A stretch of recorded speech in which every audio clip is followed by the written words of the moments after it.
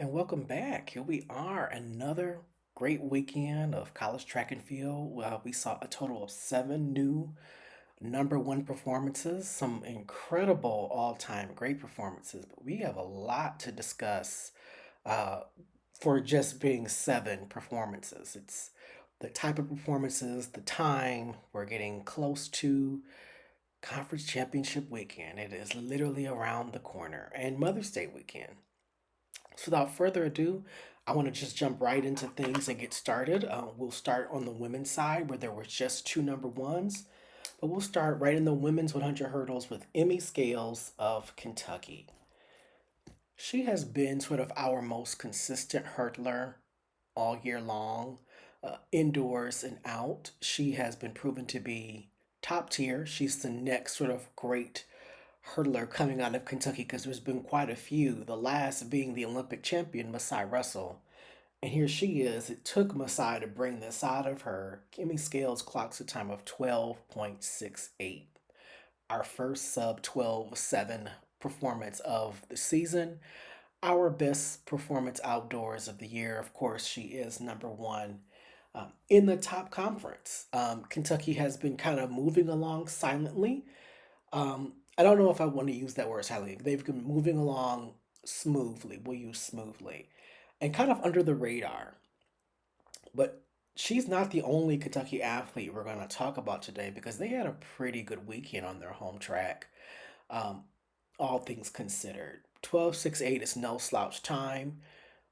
We know that she's going to enter the event as the favorite. There is a bevy of really great 100 hurdlers out there, but she has been the most consistent, at least to me, all year long. We're going to see what happens if Habiba Harris of Florida even gets into things. We're now early May and she has yet to run.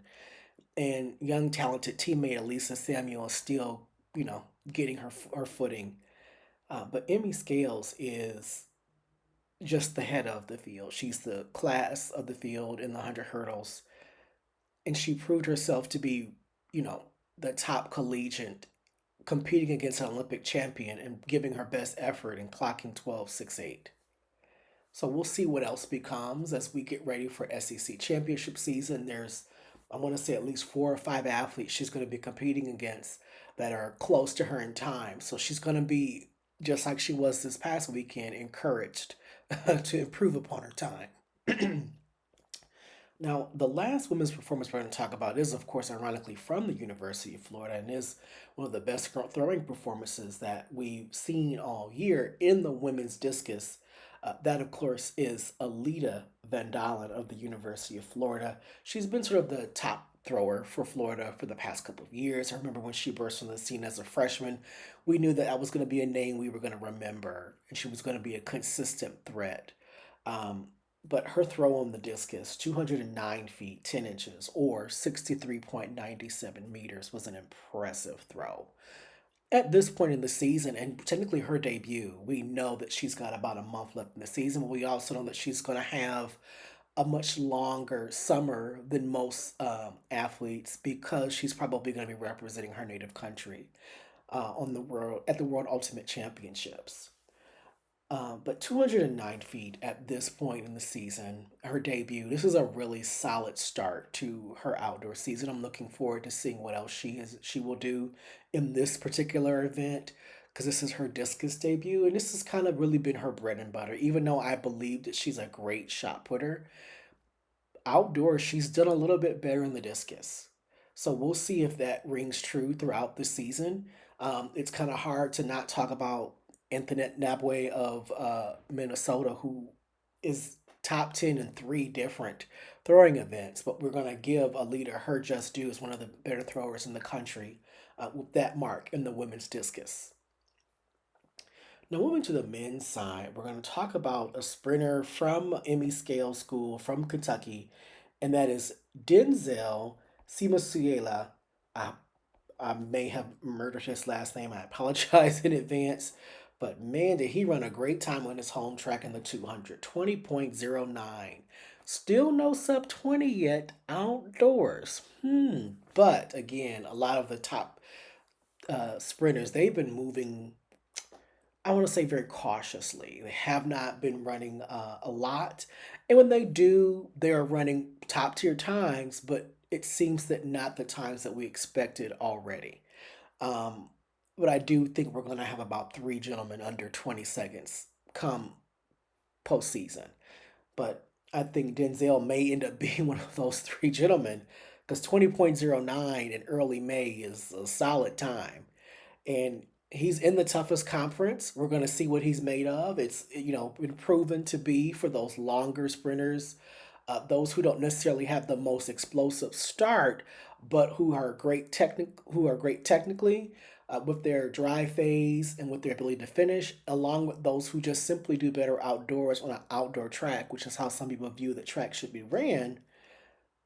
This may be where he is actually best suited to run. A 20.09 kind of lets everyone know, especially when you become the number one athlete in the country, when there's been athletes like a Jelani Watkins of Arkansas who has run, or Garrett Kaloon or Kalen, excuse me, of USC who's also ran. So for him to be the top guy at this point in the season, and we've not mentioned his name before on this channel, we got to give him his respect and his just due to say, okay, you're now a name that we're going to remember. So we're looking forward to seeing what you do in a couple weeks at the SEC championships. The next event, we're going to be talking about two guys in the same event who ran the same time, although it took I believe, uh, thousandths of a second to determine who was better in one of the best races we've seen this year in the 400. And that is between Jonathan Sims of the University of Georgia, who clocked a 44.02. This super talented freshman just continues to amaze me every time he's on the track. He steps his game up. And again, Coach Carol Smith Gilbert, they're producing some great quarter milers there at Georgia. This is slowly, surely becoming their best event among the men, along with clearly developing some good hurdlers. Um, but 44.02, he is a teenager. He's a freshman, one of the best U20 runners ever. He's just a little bit shy of what the great why am I drawing like Steve Watts? No, that's not his name. Um, he won the 1988 400 meters, and it'll come to me. But he ran in 43.87, and that's still to this day the world U20 record and the best ever.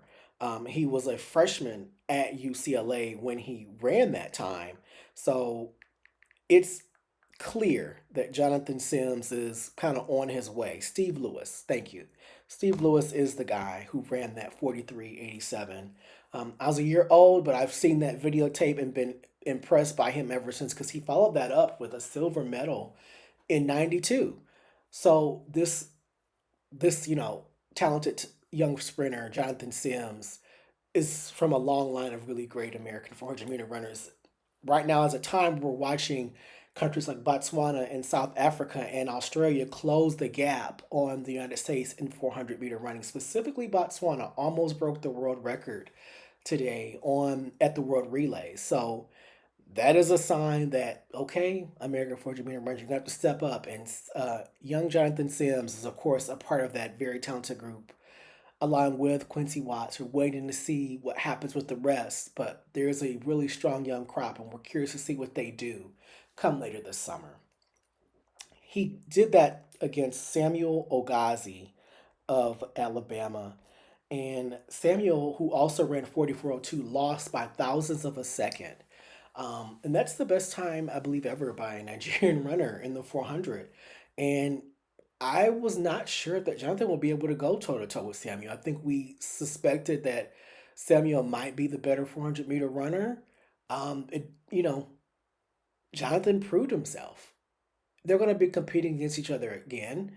We know that they're going to go toe to toe with the SEC championships. We're going to see what Justin Brown looks like coming outdoors. But I'm not sure if he is going to run 44.02, but I do think he's going to be on their heels. If not, he may run the 44.02 or run sub 44. Justin Brown of Florida is having a great season so far, looking healthy, looking strong. I think in great shape to run a really solid 400. The SEC for the 400 is going to be one of the highlights of that meet. I think this is going to be one of the best SEC championships we've had in a while because there's depth in practically every single event. And there's a national title contender in every single event. And we're not just talking about the sprints, hurdles, and jumps. We have to acknowledge the incredible depth that they have in the throwing events and the incredible, insane depth they have in the jumps. So, SEC, we may get a new world leader or at least a new NCAA leader in the 400. Will it be Samuel? Will it be Jonathan? Or could it be Justin? Or a name we've yet to mention? We'll see. But moving on to the continuing on the SEC, but moving on to the next event, we'll look at the men's 4x1 in Auburn. Are we really surprised that Auburn has the top 4x1 time? No, we're kind of like, okay, well, finally you put together an A group of sorts because we know that Auburn is loaded in the 100. They have great sprinters. They have a really great hurdler in Jacoby Tharp. They lead the nation at 38-41 comfortably. And this is a year where, for a while, it looked until Auburn showed up, the Auburn we've been wanting to see. Like, was this race going to be wide open? Because Florida ran their 38-6, and then they had an injury to their last two legs, Almond Small and Wanya McCoy. Is Florida going to be able to compete? And then we saw Wanya McCoy for the first time outdoors this season. He ran decent, 20.4 and a 200. So we're like, okay, well, at least they'll figure it out in the 4x1. But Auburn looking healthy, looking prepared, and I just know that they're gunning for the NCAA record. I really got to believe that. What a great group this looks like. I'm curious to see what Auburn does come SEC championship because the SEC championship is actually going to be on their track, their brand new track. They showcased it last year, and here we are finally this year competing on it. And I'm curious to see what they do. Are we going to see a sub 38 at the SEC championships? It may require that because they're going up against a Florida, a LSU, a Texas A&M, South Carolina, Arkansas, of course, which looked really great. So, clash of the Titans at the SEC meet is specifically in this race. Hats off to Coach Leroy Burrell. He has done a phenomenal job with getting this relay together and his coaching staff, which has done a great job recruiting and developing the 100-meter sprinters and the hurdlers that are doing very well at Auburn.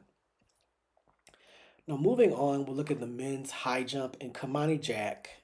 It seems that we can't go a podcast without talking about Georgia athletes, which means we're talking about more than just one.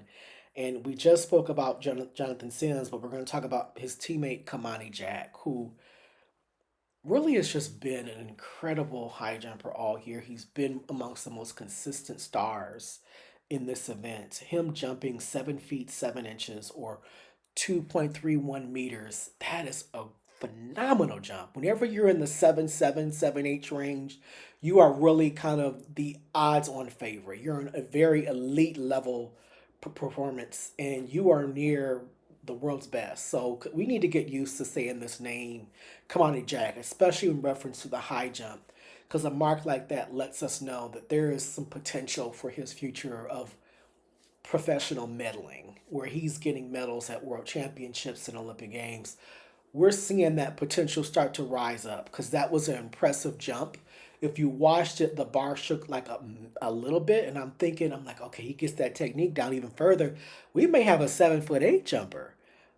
Great performance by Kimani. I'm looking forward to what he does later in the postseason because he is going to have a challenging postseason. Again, you're at Georgia. You should be expecting that. You're in the SEC. You're also in the Eastern Division of the NCAA for the regional qualifying. So you're going to run up against some pretty tough competition in the high jump, and he just seems to be able to match them.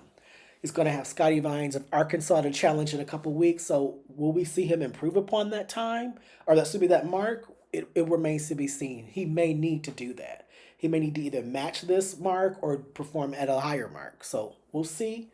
But Kamani Jack, 2 thumbs way up. And then our last gentleman we're going to talk about today is Anthony Meacham, the pole vault star from Kansas. He burst on the scene. We saw him indoors, and here he is, our first outdoor pole vaulter over 19 feet. He's at 19 feet and then 3 1/4 inches, or 5.81 meters. One of the best pole vaulters. And Kansas is quietly becoming one of the best pole vault programs. I shouldn't even say quietly becoming, it's been pretty loud. Because I believe this is the second indoor champion they've had in about 5 years, and they've been able to produce regular All Americans. So when we think of pole vault, it's more than Washington or High Point University, or even back when Arkansas was really producing them, or Virginia Tech, or Duke for that matter, because they did have one of the Gutterson twins last year. Here we have Kansas, which has just been consistently producing some great pole vaulters. So let's make sure we put some respect on the school's name, because they're really doing it. But Meacham ends up breaking the school record. So I'm looking forward to seeing him match his indoor performance outdoors, especially since we're trying to see who is going to really be that next bright star in the pole vault. You want it indoors, but can you carry that success outdoors? With a mark like that, 19 feet now, and we're going to be expecting more later. He's saying, yeah, I think you can rely on me. He is a senior, so what a way to end, I guess, what will be his regular season as he prepares for the Big 12 championships, which is going to be tough because there's a lot of pretty good pole vault programs in that conference. All right, and I want to now do a little bit of an honorable mention. Um, and I want to make sure that I acknowledge Shanti Jackson of LSU, who we know had 2 rough years at Arkansas, battled from injury, and now she's having quite the season at LSU. She ran a 10.9. Granted, it was wind aided, but with her 200-meter time, with her fluidity, with her great anchor leg a couple of weeks ago, a 49 split in a 4x4, I really am looking at her having sort of a comeback year. My hope is that by the end of the year, we will say she is the comeback athlete of the year. I want to really give her credit because she has really, really delivered. And I also want to make sure that we really do acknowledge the great work that is going on out west uh, at UCLA. I really want to give hats off to Coach Joanna Hayes. They pulled off the win over USC in the dual meet. Like, what? I just thought for certain USC was going to run them off the track, and no.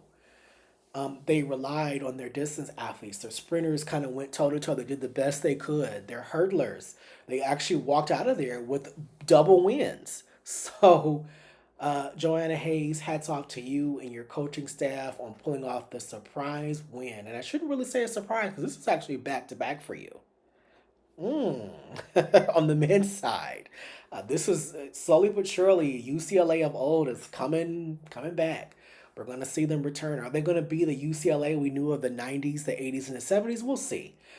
Those were Olympic champion, Olympic medalist type teams developing incredible programs through UCLA. So we'll see what becomes of UCLA under Joanna Hayes, but I think that her goal is to return them back to glory.